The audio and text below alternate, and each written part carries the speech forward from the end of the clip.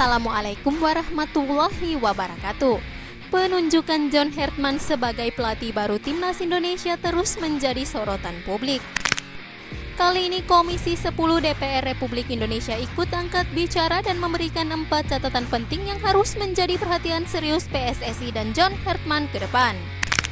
Ketua Komisi 10 DPR Republik Indonesia Hetifah Saifuddin menilai keputusan PSSI menunjuk John Hartman sebagai langkah strategis dan menunjukkan keseriusan membangun wajah baru sepak bola nasional. Rekam jejak Hartman yang sukses membawa tim nasional putra dan putri Kanada tampil di Piala Dunia dianggap sebagai modal besar bagi Timnas Indonesia. Menurut Hetifah, pengalaman internasional Hartman diharapkan tidak hanya berdampak pada prestasi jangka pendek, tetapi juga mampu membangun fondasi pembinaan sepak bola yang kuat, profesional, dan berkelanjutan. Ia berharap ada perubahan nyata dalam kualitas permainan timnas, mulai dari disiplin taktik, konsistensi performa, hingga mental bertanding para pemain.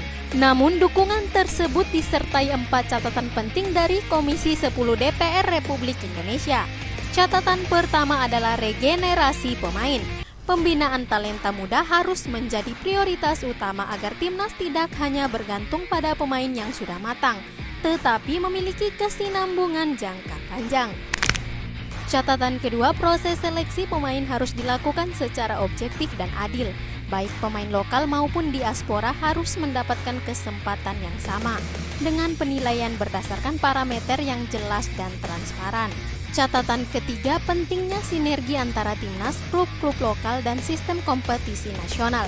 Tanpa kerjasama yang sehat, target prestasi jangka panjang akan sulit terwujud. Dan catatan keempat, sistem pencarian bakat harus diperluas hingga ke daerah-daerah. Sepak bola Indonesia tidak boleh terpusat di wilayah tertentu saja, tetapi harus benar-benar mempresentasikan potensi nasional. Komisi 10 juga mengingatkan agar agenda pada timnas sepanjang 2026 mulai dari FIFA Matchday hingga Piala AFF tidak membuat sepak bola Indonesia terjebak pada orientasi hasil instan.